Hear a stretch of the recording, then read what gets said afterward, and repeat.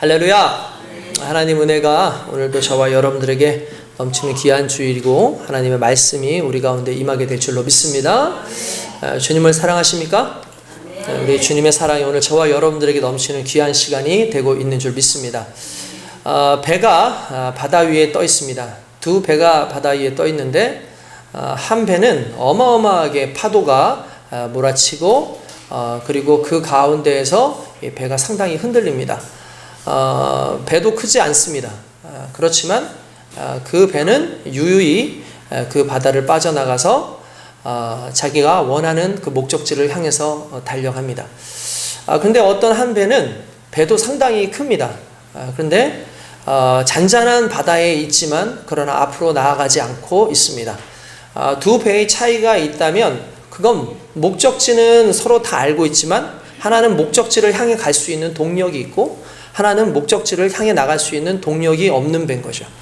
어떤 이유에서인지 모르지만 아무리 크다 할지라도 동력이 없으면 목적지가 있어도 그걸 일반적으로 표류라고 그렇게 얘기를 합니다. 표류한다라는 건 무엇을 의미하는 겁니까? 목적지대로 나아가지 못하고 그냥 이 바람에 또는 파도에 휩쓸려가는 것을 말하는 거죠. 여러분, 우리 크리스찬들도 그런 것을 좀 생각해 볼 필요가 있습니다. 우리 삶 가운데 분명히 목적이 있습니다. 하나님을 위해서, 하나님의 영광을 위해서, 하나님의 뜻을 위해서, 또한 하나님께서 계획하신 삶을 위해서 애쓰고 노력합니다. 그리고 결과적으로 그것을 이루어내고 하나님 원하시는 그 삶을 살아가는 사람이 있는가 하면 어떤 사람들은 하나님이 무엇을 원하는지, 하나님께서 어떠한 방식으로 살아가기를 원하시는지, 하나님의 뜻이 무엇인지를 알지만 그렇게 살지 않고 있다고 한다면, 아니 그렇게 살아갈 힘을 잃고 있다면 그 인생은 인생의 표류를 하고 있는 사람인 거예요. 여러분, 결국 목적도 상당히 중요하지만 우리에게 과연 그 동력이 남아있는가, 내가 움직일 힘이 있는가가 상당히 중요한 것이죠. 오늘 저와 여러분들이 주님 앞에 나아갈 때 무엇보다 주님께서 가르쳐 주신 그 말씀에 힘이 생겨나길 주님의 이름으로 축원드립니다. 그래서 여러분들의 삶을 여러분들이 이끌고 하나님의 뜻 가운데 이끌고 갈 수 있는 그 힘이 있기를 원합니다. 그래서 세상 속에서 그것을 거슬러 가고 세상과 또한 많은 것들은 이렇게 우리를 유혹하고 우리를 그렇게 이끌어가라고 얘기할지라도 그것을 거슬러 올라갈 수 있는 동력을 가지고 살아가는 인생, 그것은 아마 성령 충만한 사람들의 삶일 것이고, 성령 충만한 삶의 사람들은 하나님께서 계획하신 그 길 가운데 정말 최선을 다해서 달려가는 하나님의 백성이 될 줄로 믿습니다. 할렐루야! 할렐루야! 아멘! 그렇게 인생을 살아가는 사람들은 믿음 안에서 표류하는 자가 아니라 정말 항해하는 자인 줄로 믿습니다. 주님의 귀한 항해자로서 우리가 주님의 그 도착지에, 정말 천국의 그 도착지에 도착했을 때에 정말 기쁨의 함성을 지를 수 있는 그런 날들이 오기를 주님의 이름으로 축원드립니다. 어쩌면 여러분들이 오늘 이 자리에 온 것도 결국은 그 목적지를 알고 있는 우리가 하나님 안에서 새로운 힘을 얻고 성령 안에서 충만하여서 정말 세상 가운데 능력 있는 백성으로 살기 위해서 온 것 아니겠습니까? 오늘 말씀을 통해서 능력을 얻고 말씀을 통해서 정말 능력의 핵심이 무엇인지, 우리의 삶의 핵심이 무엇인지를 발견하는 거룩한 시간 될 수 있길 주님의 이름으로 축원드립니다. 최근에 여러분들 국제 정세가 상당히 참 위기에 빠져 있다라고 볼 수 있습니다. 아주 혼돈스럽고 위기에 빠져 있는 이 시기, 특별히 이스라엘과 팔레스타인이 벌써 일주일째 지금 서로 대척하여서 지금 전쟁을 이미 진행하고 있는 그런 상황 가운데 있습니다. 여러분도 아마 수시로 뉴스에서 계속 보실 거예요. 저도 일부러 수시로 뉴스에서 계속 보고 있습니다. 참 안타까운 일들이죠. 어떻게 보면은 서로 공생해서 같이 살아갔으면 참 좋겠는데 서로가 서로에 대한 이해가 쉽지 않은 그런 상황에 있습니다. 사건의 발단을 계속해서 뉴스에서 이야기하는 것은 이제 하마스라고 하는 무장단체가 이스라엘에 갑자기 이제 쳐들어와서 많은 사람들을 인질로 끌고 가는 그런 상황들이 있었고, 여러분들 아시겠지만 이 이스라엘 그러면은 솔직히 이스라엘 최고의 최고로 쳐주는 두 가지가 있어요. 그게 뭐냐면은 일단 첩보입니다. 첩보. 첫 번째는 첩보고 그 다음은 경계예요. 그러니까 이스라엘이 모사드라고 하는 그 엄청난 첩보 기능을 가지고 있어서 전 세계적으로 첩보와 관련돼 가지고는 정보와 관련돼서는 최고라고 해요. 그런데 이 하마스의 사람들이 와서 공격을 할 거라고 전혀 예상을 못했대요. 그리고 이스라엘 사람들이 전쟁이 나도 그렇게 크게 문제가 없다고 항상 생각하는 게 있었는데, 그게 뭐냐면 아이언돔이라고 하는 게 있어요. 아이언돔이라는 게 뭐냐면 이스라엘 백성들이 왜 마음 편하게 그 정말 화약고와 같은 그 중동에서도 살 수 있냐면, 적의 미사일들이 날라오잖아요. 그러면 미국에서 개발한 건데 아이언돔이라 그래가지고 요격 미사일이 출발을 합니다. 그러니까 미사일이 날라올 때 그걸 공중에서 다 격파할 수 있도록 그렇게 아이언돔, 아예 돔을 쳐가지고 있어서 미사일을 다 날려보낼 수 있도록 그렇게 하는 거예요. 그래서 웬만한 미사일들이 날라와도 그걸 다 요격을 하기 때문에 실제로 그렇게 피해가 없는데도 불구하고 이번에 어마어마하게 피해를 봤어요. 그래서 어떻게 해서 이런 일들이 일어났냐면, 이 하마스가 실제로 제가 보기엔 하마스가 직접적으로 한 건 아니라고 생각해요. 그러니까 직접적이라는 말이면 그들이 그것을 할 수 있는 무기나 이런 건 없어요. 분명히 어딘가부터 지원을 받았을 것인데, 뭐 중동 국가에 있는 뭐 이란이라든지 이런 나라가 지원을 하고 있다라고 이야기를 합니다. 그 이유가 이 사우디아라비아와 지금 원래 여러분들 아시겠지만 이스라엘은 서로 상극이란 말이에요. 서로 친하지가 않아요.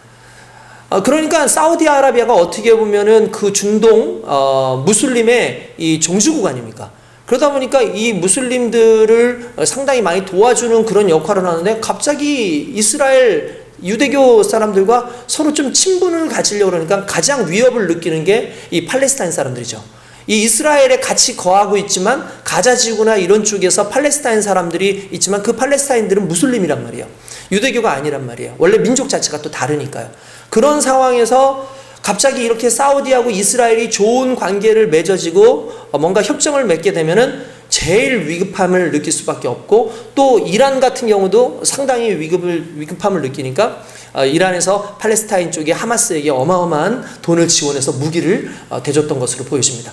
그래서 중요한 건 하마스에서 미사일을 날렸는데 미사일을 거의 5,000거에 가깝게 날렸어요. 5,000발에. 여러분, 이게 왜 문제가 되냐면 아이언돔이 일정 시간 내에 해결할 수 있는 숫자가 1,000개래요. 그러니까 아이언돔이 이게 미사일로 막 발사해가지고 그 미사일들을 요격하는 것보다 더 많은 숫자의 그 폭탄이 미사일이 떨어져 버리니까 감당을 못하는 거죠.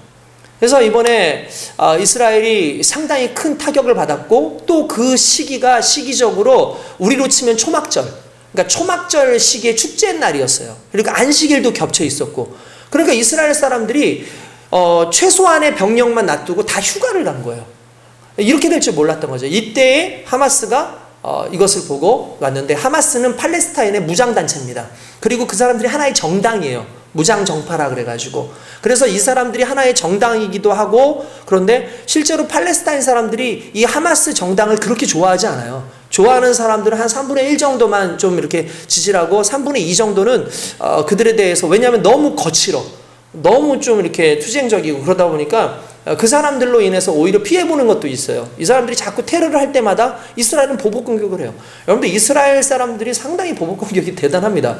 그냥 뭐 한 발을 쐈다 저쪽에서, 그러면 그 쏜 곳으로 그냥 뭐 총알 한 발이 날라오면 미사일 몇 발을 때려버려요. 그러니까 이스라엘은 그렇게 해요. 보복을 어마어마하게 하는데, 이번에 아예 얘기를 하기를 하마스를 아예 끝내겠다, 그렇게 얘기하겠다라고 하죠. 자연스럽게 하마스에게 문제가 생기면 그냥 그 사람들만 문제가 생기면 괜찮은데, 자연스럽게 그 안에 살고 있는 팔레스타인 사람들까지 지금 다 죽을 수밖에 없는 그런 상황들이 온 거예요. 여러분들, 이렇게 얘기하면은 많은 사람들이 이스라엘 편을 많이 들어요. 이스라엘 사람들이 그래도 이렇게 하마스 이 나쁜 사람들이 와가지고 인질로 잡아고 심지어 어린아이들까지 죽이고 막 했다라는 그런 얘기를 해가지고 이스라엘 사람들에 대한 상당히 긍정적으로 얘기하지만, 좀 좋게 봐주고 이 하마스 나쁜 사람들, 팔레스타인 나쁜 사람들 그렇게 얘기하지만, 실은 여러분, 이게 그렇게만 볼 문제가 아니에요. 실은 이스라엘 사람들이 더 잔인합니다. 이렇게 얘기하면, 근데 왜 우리가 이스라엘 사람들에 대해서 뭔가 좀 측은을 가지고 그 사람들 편을 드냐면, 우리가 이스라엘하고 친근해요. 뭔가 우리가 성경에도 이스라엘이 나오고, 그리고 예수님도 이스라엘 쪽에서 나오셨고, 그리고 또 수많은 사람들이 그 이스라엘에 대해서 성경에 어떠한 그 나오는 부분이 있다 보니까 뭔가 좀 친근하고 그 사람들을 이제 자연스럽게 좀 우호적으로 보는 경향이 있어요. 그래서 저 가끔씩 어떤 집회 같은 거 이렇게 하는 거 보면 뭐 미국 국기 성조기 들고 막 나오는 사람들 있어요. 그럼 뭐 그냥 그것까지 이해합니다. 근데 이스라엘 국기 나와가지고 막 흔드는 사람들은 솔직히 이해가 안 돼요. 근데 그 이스라엘 국기 흔들고 있는 사람들이 대부분 극우파, 흔히 말하는 극보수라고 하는 그런 크리스천들이에요. 제가 그거에서 상당히 좀 마음이 좀 안 좋아요. 왜냐면은 여러분 지금의 이스라엘은요 최고의 기독교 박해국가예요. 최고의 기독교 박해국가입니다. 그러니까 여러분 이스라엘이 그렇게 기독교인들에게 좋은 곳이 아니에요.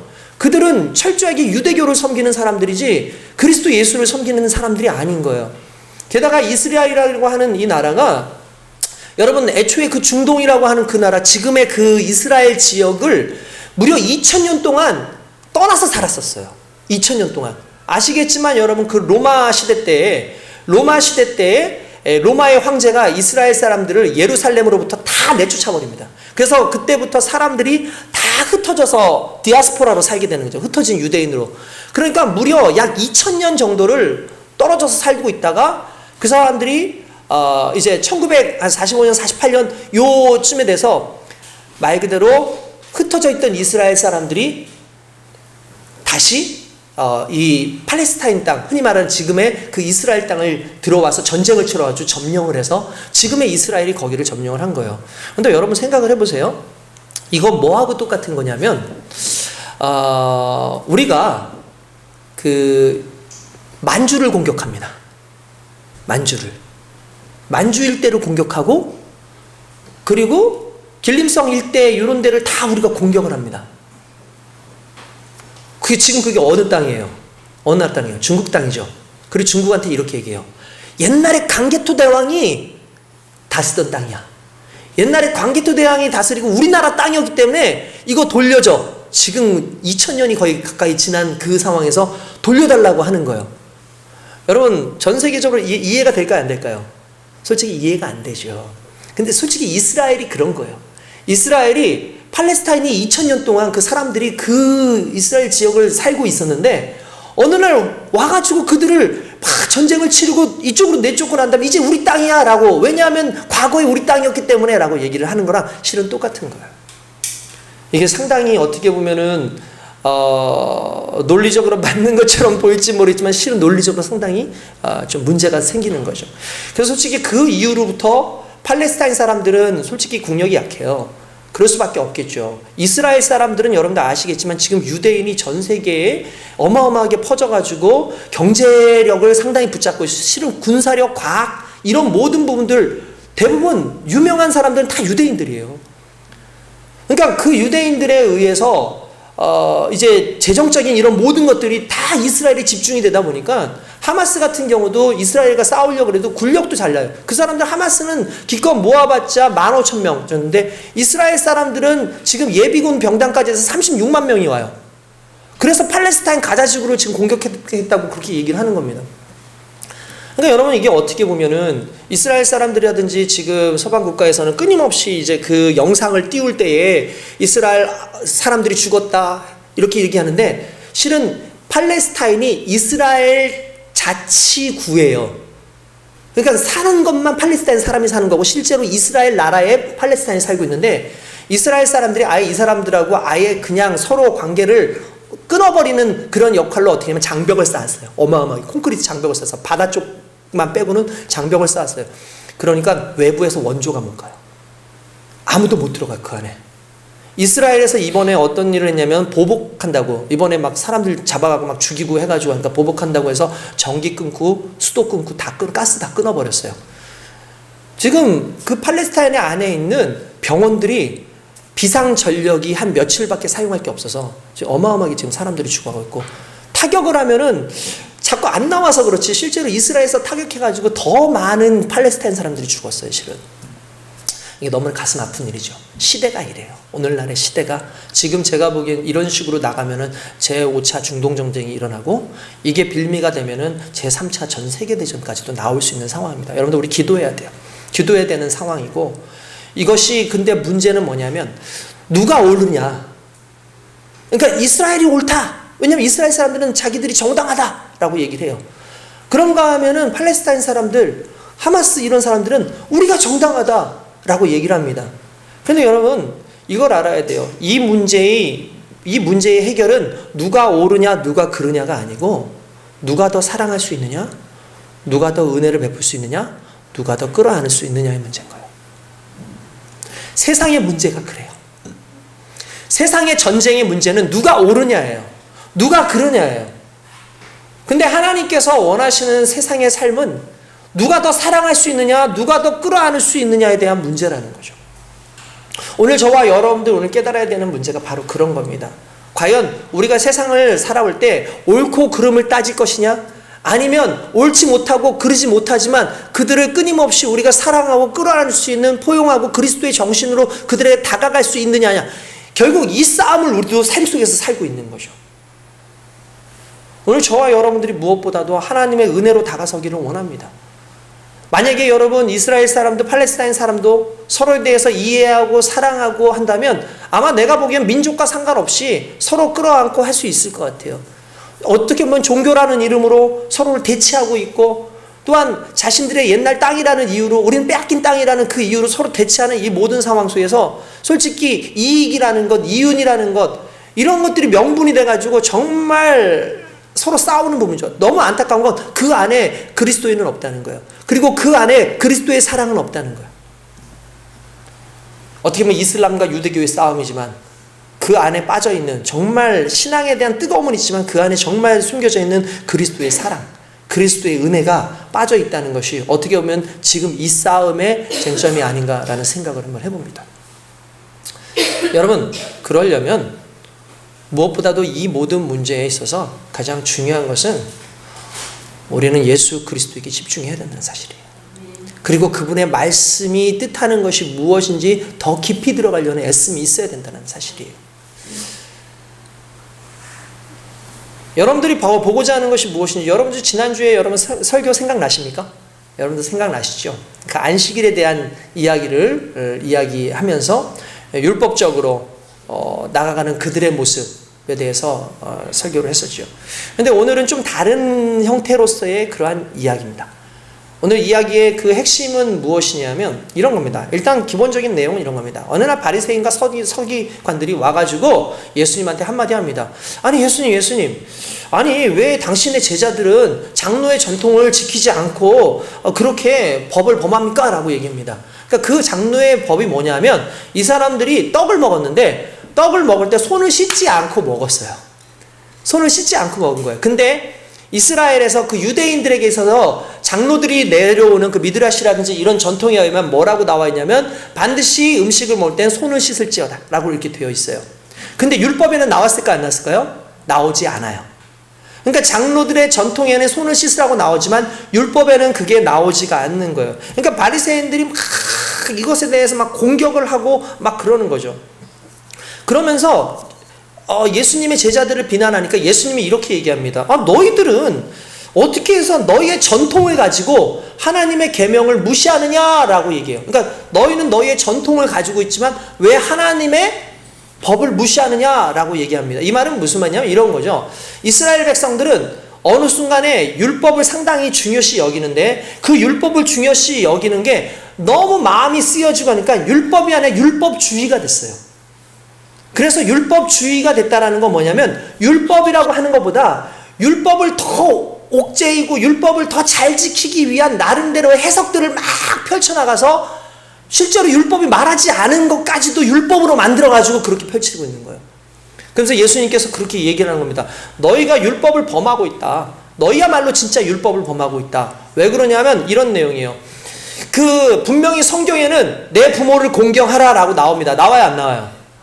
나오죠. 하나님은 반드시 내 부모를 공경하라 라고 나옵니다. 그런데 이스라엘 백성들에게 이런 장로의 유전이 있었어요. 뭐냐면 아버지가 고기가 먹고 싶대. 어머니가 고기가 먹고 싶다는 거예요. 어머니가 고기가 먹고 싶고 아버지가 고기가 먹고 싶으니까 당연히 효도를 하려면 고기를 줘야 되잖아요. 고기를 드려야 되잖아요. 근데 고기를 가져왔어요.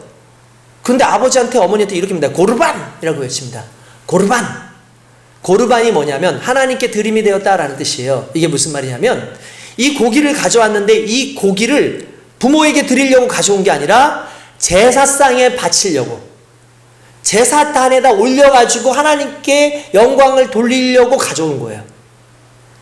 그래서 아버지 이거 드시지 마십시오. 어머니 이거 드시면 안 됩니다. 라고 얘기를 한다는 거죠. 이걸 예수님께서 뭐라고 말씀하시냐면 너희는 지금 하나님께 제사 드리면 된다라는 그 이유로 하나님께서 말씀하신 부모에게 순종하라는 말, 부모를 섬기라는 그 말은 지금 어기고 있다라고 얘기를 하는 거죠. 그게 무슨 말이냐면 이 법을 지키기 위해서 이 법을 어기고 있다는 거예요. 여러분, 이 사람들의 이게 모순이고 신앙인의 모순일 수 있어요. 이게 그리스도 안에서도 모순일 수 있어요. 무슨 말이냐면 하나님을 사랑하기 위해서 이웃을 사랑하지 않고 하나님께 잘하기 위해서 이웃을 경멸하고 이웃한테 잘하지 않는 게 오늘 우리의 모습일 수 있다는 거예요. 그러니까 하나님은 하나님도 사랑하고 이웃도 사랑하라고 말씀하셨는데 이웃의 것을 빼앗아까지 하나님께 드리는 게 맞는 것이다라고 잘못된 유전을 가지고 전통을 가지고 살아가는 그 이스라엘 백성들의 모습이 오늘 바리새인과 서기관 같은 사람들의 특징이라는 거예요. 여러분, 이것이 얼마나 무서운 이야기입니까? 그것도 율법을 어겨가면서 자신들의 법을 한 것. 고르반이라는 내용이 실은 없습니다. 제가 말씀드렸던 고르반이라는 그 말이 실은 성경에는 나와 있지만 그 뜻이 율법에 있지 않아요. 그러니까 하나님께 제사를 드리는 데 있어서 고르반이라고 하는 그 법을 아예 자기네들이 유전으로, 흔히 말하는 장로들의 법으로 만든 거예요.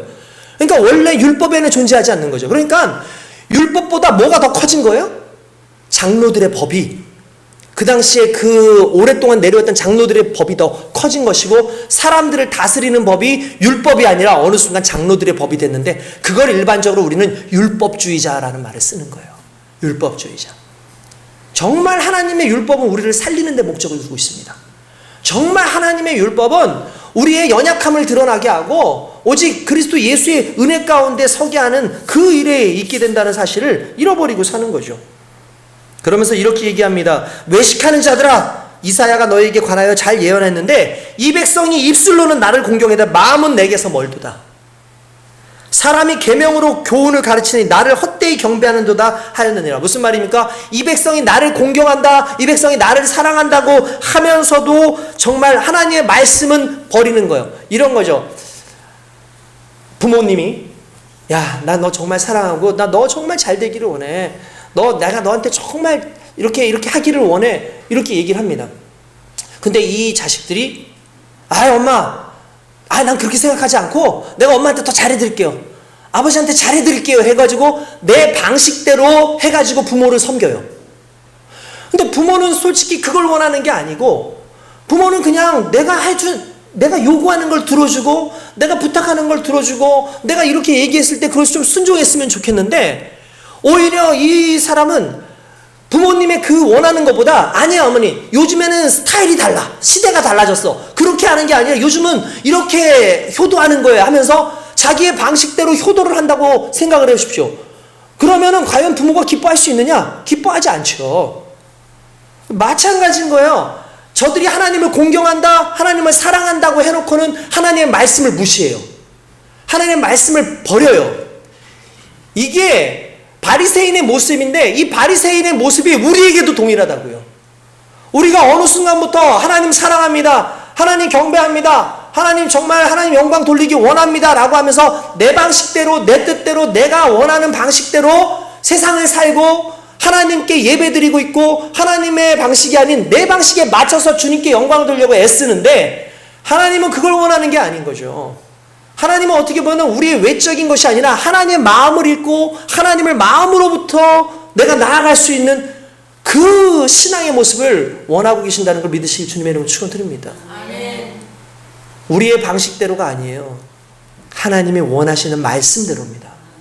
그게 결국 우리의 삶을 이끌어가는 힘이 되지 않으면 여러분 우리가 신앙생활을 엉터리로 하게끔 되어 있다는 거예요. 여러분들 우리가 보니까 세상 속에서 그럴듯한 그런 착각이 있어요. 제가 어떤 목사님의 말씀을 좀 이렇게 읽다 보니까 그 컬럼을 좀 읽었어요. 컬럼을 읽으면서 그분이 우리가 착각하고 있는 믿음이라는 어떤 그런 내용들을 썼어요. 착각하고 있는 믿음. 특별히 착각하고 있는 그럴듯한 착각인데 실제는 믿음이 아닌데 그게 믿음같이 보이는 것들이 있어요. 그게 일단은 성경을 하면 일단은 첫 번째가 율법주의입니다. 그리고 믿음주의. 율법주의와 믿음주의라는 게 있어요. 여러분 항상 그 주의자가 들어가면은 이거는 왜곡되는 거예요. 율법이 상당히 중요합니다. 근데 율법주의가 되면 왜곡이 된 거예요. 믿음이 상당히 중요합니다. 근데 믿음주의가 되면은 문제가 생기는 거예요. 실제로 우리가 가지고 있는 무슨 주의 이런 것들이 다 이념이잖아요. 이념은 원래 가지고 있는 것보다 더 해석이 돼요. 그래서 거기에는 망가짐이 일어날 수 있는 거예요. 여러분 율법 같은 것도 한번 보시면은 여러분 율법과 율법주의가 상당히 달라요. 여러분 율법은 하나님이 주신 것이에요. 좋은 것입니다. 복받는 길입니다. 구약에서는 말씀과 율법을 동일시 봐요. 그죠? 아시죠? 그래서 성경에는 주의 말씀은 내 발의 등이요 내 길의 빛이니이다 라고 그렇게 말씀하고 있잖아요. 그러니까 죄인들은 이거 다 못 지켜요. 그러니까 아는 것과 실은 사는 것이 좀 다르긴 하죠. 그런데 여러분 율법의 역할은 두 가지입니다. 첫 번째 율법의 역할이 첫 번째가 뭐라고 하냐면 율법은 죄를 깨닫게 해요. 뭐라고요? 죄를 깨닫게 해요. 그러니까 거울과 같은 역할을 하는 거울과 같은. 그래서 율법은 죄를 깨닫게 한다고 로마서 3장 20절이 나옵니다. 그러니까 율법은 거울이에요. 여러분 거울 안 보고 화장할 수 있습니까? 거울 안 보고 화장하기 쉽지 않죠. 물론 숙달된 사람들 봤어요. 알아서 하더라고요. 막 그렇게 하고 이러고 그냥 가면 다 길 가면서도 하더라고요. 이렇게. 근데 정확해 너무. 그렇지만 대부분 삐뚤빼뚤해요. 그러니까 정확한 거울을 봐야 돼요. 그러니까 손거울 요만한 걸 들고 가더라도 이렇게 보면서 이렇게 하지 않습니까? 근데 율법은 이 거울과 같은 겁니다. 이 율법을 보면서 우리를 보는 거예요. 여러분 그게 너무나 중요한 거예요. 거울은 내 모습을 보게 합니다. 말씀은 거울이에요. 내 모습을 보는 순간 내가 죄인이라는 걸 깨닫게 하는 거예요. 율법을 통해서 내가 죄인이구나를 깨닫게 하는 거예요. 왜냐하면 법이라는 것은 결국 그 법을 기준으로 해가지고 나의 삶을 항상 뒤집어 보게 돼 있거든요. 그러니까 법대로 살지 못하니까 나는 죄인이라는 걸 깨닫게 되는 거예요. 그러니까 율법을 지키고 살 수가 없어요. 그 하나님의 그 말씀을 지켜 살기가 쉽지 않아요. 그러니까 하나님의 말씀을 보면서 뭐가 일어나는 거? 회개가 일어나는 거죠. 회개의 역사가 이 말씀을 통해서 일어나는 거 아닙니까? 그래서 제대로 율법이 증거되면 목마름이 생기고 제대로 율법이 우리 가운데 오면은요 사람들이 우리가 어찌할꼬 하면서 회개하는 역사가 일어나게 돼 있어요. 실은 뿐만 아니라 율법은요 우리를 진단한다고 합니다. 우리를 진단하는 역할을 한대요. 엑스레이 같은 그런 역할을 한다라는 거예요.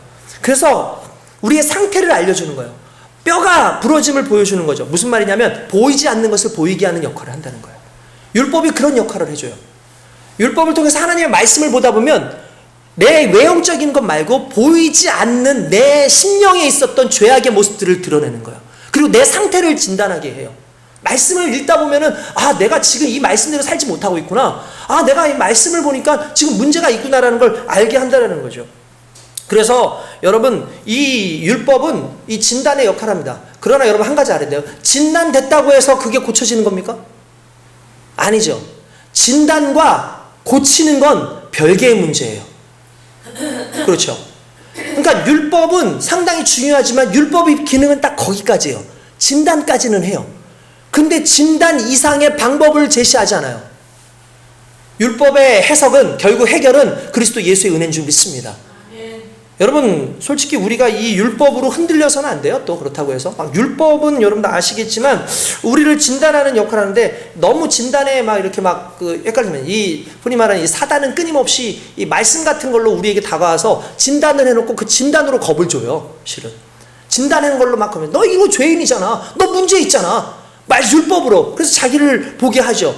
근데 여러분 자기를 봤으면 내가 죄 있고 문제가 있으면 우리는 그 순간에 죄를 인정하면 돼요. 그리고 그리스도 예수 안에서 하나님 그래서 내가 주의 은혜가 필요합니다라고 기도하면 돼요. 그런데 악한 사단이나 끊임없이 많은 사람들은 우리의 진단되어진 이 율법으로 진단되어진 걸 가지고 끊임없이 정죄하기에 바쁘죠. 그거에 흔들리면 안 됩니다. 뭐 여러분들 그런 경우 있지 않습니까? 뭐 점쟁이들이 막 진단을 통해서 혼을 빼놓지 않습니까? 몇 가지 막 맞추잖아요. 막 그러면 막 맞추고 뭐 집에 나무가 있었어. 그러면 대부분 나무 있잖아요. 예? 주변에 나무 있었습니다. 뭐 막 그래서 그렇다 그러고 나무 있었어. 아니 없었는데 있었으면 큰일 날 뻔했어. 뭐 이러면서 그러니까 괜히 그런 얘기가 나오는 게 아니란 말이에요. 그런 걸로 막 만들어가지고 사람들을 막 정말 두렵게 하고 하는 것. 근데 율법이 그런 역할을 하는 상황이 돼버린 거예요, 어느 순간에. 근데 여러분, 이 진단, 율법을 통해서 신뢰를 얻게 되고, 이 율법을 통해서 우리가 나를 정말 깨닫게 되면 내가 어떻게 하면 좋습니까? 라고 해법을 찾게 되는데, 그 해법이 믿음이죠. 그 해법이 결국 그리스도 예수의 은혜예요. 그리스도 예수의 은혜를 통해서 우리가 그 율법을 통해서도 정말 하나님의 영광을 맛볼 수가 있는 거거든요. 근데 율법주의라는 게 뭐냐? 율법주의는 율법 만능주의. 아까 전에 말한 것, 율법으로 구원까지 받을 수 있다. 율법으로 우리의 삶을 변화시킬 수 있다. 율법으로 우리의 삶을 완벽하게 변화시킬 수 있다가 이게 율법주의예요. 율법주의는 율법 만능주의입니다. 율법을 지킬 수 있다? 이거 위선입니다. 거짓입니다. 왜냐하면 여러분, 율법을 100% 지킬 수 있는 사람은 존재하지 않아요. 율법으로 치료를 한다? 엉터리입니다. 율법은 치료 기능이 아니라 진단할 수 있는 기능이지 치료할 수 있는 게 아니에요. 결국 자기도 치료 못 받고 남의 치료의 길도 막는 악한 자가 되는 겁니다. 그래서 율법주의는 믿음도 아니고 오히려 십자가의 원수가 되는 거고, 맹인이 맹인을 인도하는 경이 되는 거예요. 근데 이스라엘 백성들, 바로 이 사람들이 율법주의에 빠져 있었던 거죠. 그러니까 예수 그리스도를 안 만나요. 율법을 알면 예수 그리스도를 만나요. 왜냐하면 율법을 통해서 내가 구원받을 수 없다는 걸 알기 때문에. 근데 율법주의자들은 예수님을 절대로 안 만나요. 왜냐하면 율법주의자들은 율법으로 자기를 고칠 수 있다고 생각을 하는 거예요. 어떤 형식으로, 외형적인 행동으로 자기를 고칠 수 있고 구원받을 수 있다고 생각하는 거죠. 그러나 여러분, 율법으로는 도저히 우리를 구원할 수 없습니다. 율법을 통해서는 오히려 하나님 앞에서 내가 죄인이라는 걸 알기 때문에 주님 앞에 자복하는 그 역사가 일어나게 되는 줄 믿습니다. 여러분, 이게 중요한 거죠. 이스라엘 백성들은 너무나 큰 율법, 그 율법을 더 믿다 보니까 율법주의가 되는 바람에 어느 순간에 정말 하나님을 말씀하시려고 했던 그 핵심보다도 더 많은 부분에 율법으로 몰아가지고 사람들을 힘들게 해요. 그러면서 이렇게 해서 이게 옳다, 이게 옳다. 근데 중요한 건 다시 말씀드리지만 옳은 게 중요한 게 아니라 어차피 인생은 다 틀린 인생이에요. 다 답이 없는 인생이에요. 그렇기 때문에 우리에게 필요한 건 하나님의 은혜입니다. 그리스도의 은혜입니다. 그리스도의 사랑입니다. 우리 하나님은 그걸 원하시는 거죠. 예수님은 그걸 원하시는 거죠. 그런가 하면 아까 전에 말한 믿음과 믿음주의도 상당히 다르다 그랬죠. 여러분, 믿음은 어떤 겁니까? 믿음은 전인적인 거예요. 머리, 마음, 또한 입으로 다 받아들이는 거죠. 정확한 지식을 머리로 이해하고 마음으로 그것을 받아들이고 입으로 시인할 때 뭐가 일어난다 그랬어요? 구원이 일어난다 그랬어요. 그래서 로마서 10장 10절에 사람이 마음으로 믿어 의에 이르고 입으로 시인하여 구원에 이르느니라 라고 말씀하고 있다는 사실이에요. 그러니까 이게 믿음의 한 형태인 거죠. 그런데 중요한 건 믿음주의는 뭡니까? 입으로는 믿는다고 말하는데 마음의 변화가 없어요. 마음의 변화가 없어요. 말끝마다 주여 주여 뭐 할렐루야 외치고 주님의 은혜로를 외치지만 진짜로 주님을 마음 가운데 모신 적이 없는 크리스찬들이 얼마나 많은 줄 아십니까? 그게 믿음주의인 거예요. 입으로는 주여 주여 하지만 믿음주의라고 하고 경건의 모양만 있고 능력은 없는 자입니다. 이게 믿음주의자들의 특징이에요. 영혼 없는 몸이 죽은 것 같이 행함 없는 죽은 믿음이 바로 그런 사람들이 믿음주의자의 사람들이라는 거죠. 여러분, 진정한 믿음이 되기 위해선 대상이 확실해야 돼요. 진정한 믿음을 얻기 위해선 그리스도 예수가 우리의 삶 가운데 주인으로 계셔야 되고, 그분을 정말 주님으로 모시는 사람은 나의 삶도 주님의 이름으로 나와야 되는 거예요. 아멘. 여러분, 예수님께서 이 이야기를 하니까 바리새인들이 뭔가 좀 찔리기는 했어요.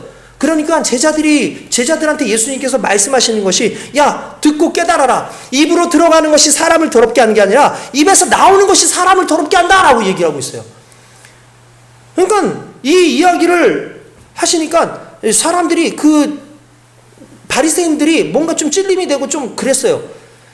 그러니까 제자들이 와가지고 물어보는 겁니다. 아, 예수님, 그게 도대체 무슨 말입니까? 이게 무슨 말입니까? 라고 얘기를 하는 거죠. 그 예수님께 물어보는 이 말이 예수님께서 그러면서 한마디를 해요. 너희는 아직도 그 말이 뭔 뜻인지 모르느냐? 라고 얘기해요. 근데 여러분, 지금 예수님께서 여러분들 똑같은 얘기를 할 수 있어요. 예수님, 우리가 어떻게 삶을 살아야 됩니까? 예수님, 우리가 어떻게 해서 구원받을 인생인 겁니까? 하나님, 우리가 어떻게 해야지 하나님의 영광이 됩니까? 그때 예수님께서 이렇게 얘기하시는 거죠. 너희는 아직까지도 그걸 모르니?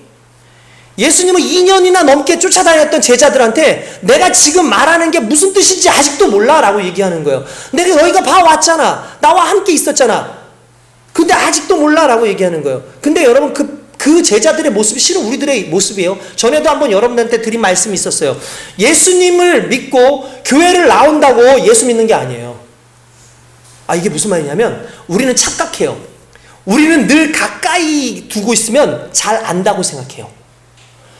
내게 가까이 있으면 친근하잖아요. 내가 친근하면 다 안다고 착각을 해요. 우리가 예수님과 친하고 우리가 교회를 다니니까 내가 크리스찬일 거라고 생각을 해요. 근데 성경은 교회를 다닌다고 크리스찬이라고 하지 않고 예수님 옆에 있다고 크리스찬이라고 하지 않고 예수님을 내 주인으로 모시고 그분의 하시는 말씀이 내 안에서 삶으로 드러날 때 그때 크리스찬이라고 얘기하는 거예요. 그때 믿음이라고 얘기하는 거예요. 그게 아닌 것을 의미하는 믿음주의라고 얘기를 하는 거예요. 여러분 이게 오늘 우리에게 얼마나 큰 문제인 줄 아십니까? 예수님 얘기하는 거 아직도 너희들도 무슨 말인지 모르겠어? 이 뜻이 도대체 무슨 말이면 2년이나 나를 쫓아다녔는데 2년 아니라 10년 아니라 몇십 년을 주님을 쫓아다닌다 할지라도 주님의 가슴이 내 안에 없고 주님의 은혜가 내 안에 없고 주님의 원하시는 그 삶이 내 삶으로 표현되지 않으면 그 마음이 애초에 변화되지 않으면 우리는 여전히 믿음주의자이지 믿음을 가지고 있는 사람이 아닐 수 있다는 거예요. 주님이 내 주님일 수 있을 때에 그게 지금 답인 겁니다. 그 주님이 나의 정말 주님이고 그 주님의 말씀대로 살기 위해서 정말 내 삶을 하나하나를 다 그렇게 내려놓으려고 애쓰는 그 모습과 그리고 그렇게 사랑하는 모습이 오늘 저와 여러분들에게 있어야 될 줄로 믿습니다. 아멘. 어떻게 보면 우리는 너무나 믿음주의로 살아가는 줄 몰라요. 그렇게 형식적인 믿음으로 살아가는 줄 모릅니다. 그러니까 예수님께서 또다시 이렇게 얘기합니다. 내 말 잘 들어라. 사람이 입으로 들어가면 이것이 뱃속에 들어갔다가 뒤로 다 나온다. 그러니까 중요한 건 여러분 예수님 말은 이런 거예요. 내가 뭔가 안 좋은 걸 먹었어요. 배에 있어요? 어디로 나가요? 맨 마지막에? 밖으로 나간다는 거예요. 그러니까 지금 내 안에 있어요? 없어요?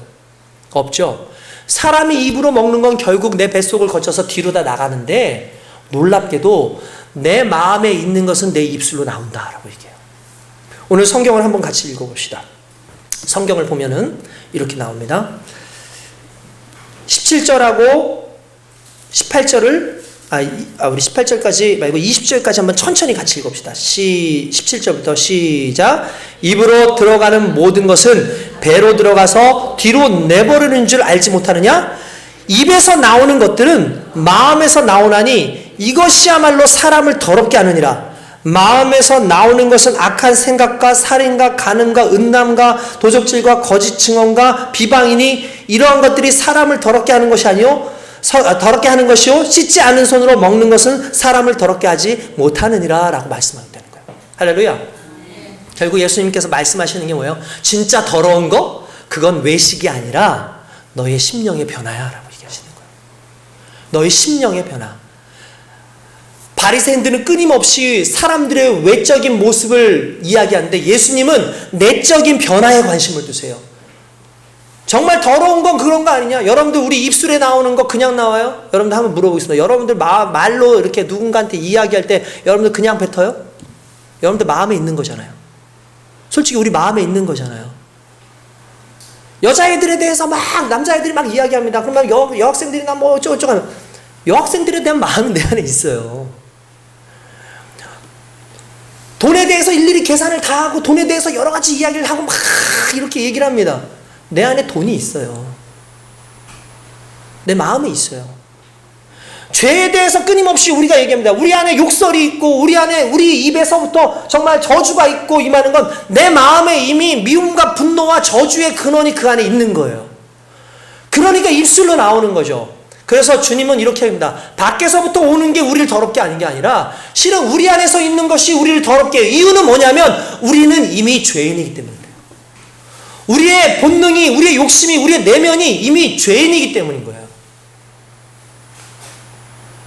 그러니까 여러분, 결론적으로 예수님께서 말씀하시고자 하는 게 뭔지 아십니까?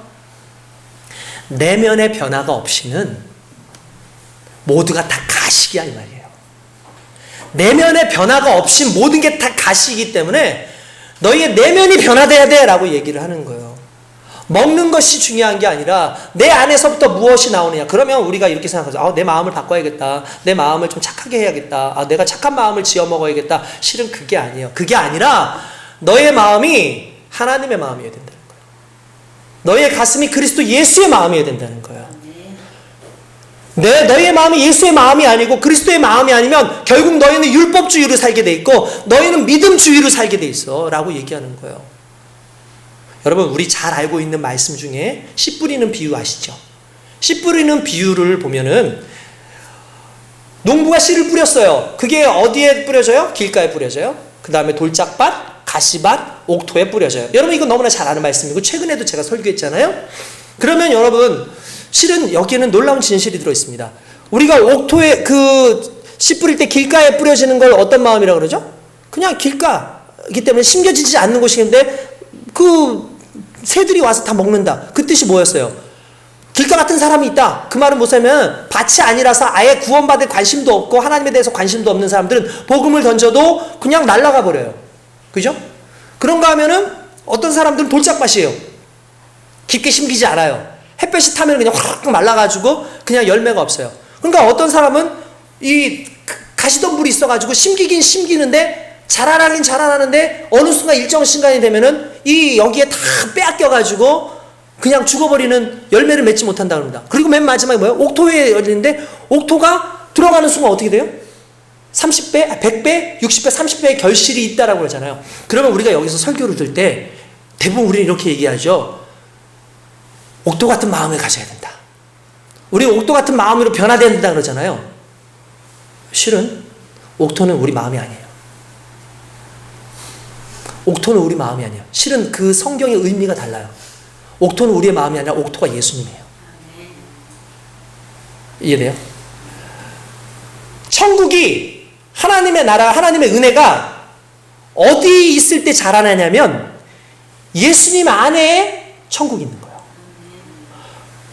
그러니까 우리가 변할 수 있는 게 아니라는 얘기예요. 우리가 애써가지고 노력해가지고 내 마음을 바꿔야지 해가지고 되는 게 아니라 근원적으로 예수님이 내 안에 와야 돼요. 그래서 나오는 그 천국의 비유가 뭔지 아시죠? 천국의 감추임, 밭에 감추임 보화 있죠. 그 얘기가 실은 그 얘기예요. 밭에 감추어졌어요. 보화가 감추어져 있어요. 그 당시에는 보화가 많이 감추어져 있었거든요. 왜냐하면 워낙 전쟁들이 많다 보니까 사람들이 이런 자기 보물들을 들고 도망갈 수가 없으니까 자기 밭에다가 이렇게 숨겨놓고 그냥 도망간단 말이에요. 나중에 꺼내가려고. 근데 이 사람이 죽어요. 그러면 이제 밭 주인도 바뀌겠죠. 밭 주인이 바뀌었어요. 근데 소작농들한테 이 밭을 치라 그러잖아요. 밭을 이렇게 했어요. 쟁기로 칠을 하는데 밭에 뭐가 발견이 됐어. 보물이야. 근데 만약에 이걸 꺼내는 순간에 이 보물은 어디 있던 거예요? 밭에 있으니까 누구 거예요? 원래 밭 주인 거예요. 꺼낸 사람 게 아니라 밭 주인 거란 말이에요. 그러면 이 보물을 얻으려면 내가 할 수 있는 방법은 뭐예요?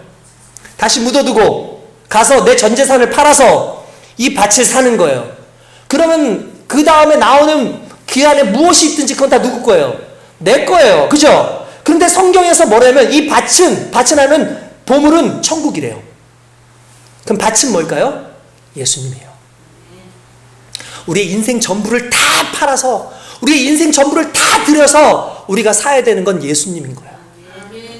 그러니까 나의 노력으로 될 수 있는 게 아니에요. 실은 율법에 대해서 마음이 어쩌고 했지만 예수님 정말 말씀하시고 싶었던 그것은 그거예요. 그게 뭐냐면 여러분 보십시오. 13절 봅시다. 예수께서 대답하여 이르시되 심은 것마다 내 하늘 아버지께서 심지 않은 것은 뽑힐 것이니라. 할렐루야. 보세요. 달리 얘기할게요. 이렇게 봅니다. 예수님의 마음이 아니면 다 가짜인 거예요. 내가 마음으로 어쨌든 행위로 어쨌든 간에 예수님이 아니면 다 가짜라는 얘기예요. 그러니까 실제로 우리는 우리의 인생 전부를 다 걸어서 누구를 사는 거예요? 예수님을 사는 거예요. 그 예수님이 내 주인이 되시는 거예요. 그때에 내 인생이 변화되게 돼 있어요. 오늘 실은 이 복음이 이 15장 말씀은 단순히 장로의 전통이 문제가 있다. 너희 마음속에서부터 나오는 것이 문제다라는 걸 얘기하려는 것이 아니라 그렇기 때문에 너희는 안 돼. 너희 마음에서 나오는 게 문제고 너희가 전통적으로 어떤 하는 게 그게 문제고 그것이 문제인데 실제로 그 문제로 너희가 해결될 수 있는 게 아니고 결국 너희 마음이 어떻게 된다는 거예요? 변화해야 된다는 거예요.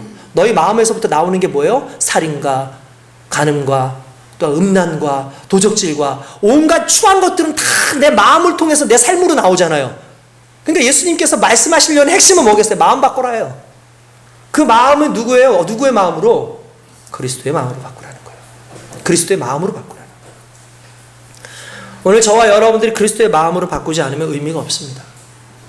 오늘 여러분들이 신앙생활을 아무리 여기 와서 열심히 해도 예수 믿는 거는 정말 좋은데 예수 믿는 척 하지 마시고, 예수 믿는 믿음을 가지고 있는 건 좋은데 예수 믿는 믿음주의를 가지고 살지 마시고 정말 예수님을 모시고 살아야 됩니다. 정말 예수님이 내 주인이셔야 돼요. 우린 착각하고 사는 그런 부분들이 너무나 많아요. 뭘로 알 수 있어요? 여러분들 입술의 열매로 알 수 있잖아요. 여러분들 말하고 있는 게 뭡니까? 예수를 말하고 있습니까? 예수의 사랑을 말하고 있습니까? 예수의 자비를 말하고 있습니까? 팔레스타인, 이스라엘, 제가 끊임없이 얘기하는데 그들에게 문제는 결국 예수에 갔으면 그들에게 없다는 거예요. 오늘날 많은 크리스찬들의 문제가 뭡니까? 예수의 마음이 없다는 거예요. 그러니까 그냥 우리는 항상 비난하고 비판하지만 예수님은 비판하지 않아요. 비난하지 않아요. 예수님의 가슴은 사랑이에요. 예수님의 가슴은 자비예요. 긍휼이에요. 그 마음으로 살아가려면 오늘 주님이 여러분들의 진짜 주님이어야 될 줄 믿습니다. 할렐루야. 이게 이해된다고 될 수 있는 문제가 아닙니다. 지식적으로 알 수 있는 문제가 아닙니다. 믿어져야 되고 하나님 앞에서 주님으로 인정하는 나의 결단이 있어야 돼요. 그리고 행함이 있어야 됩니다. 저와 여러분들이 그렇게 믿음으로 살아갈 수 있게 주님의 이름으로 축원드립니다. 기도하겠습니다.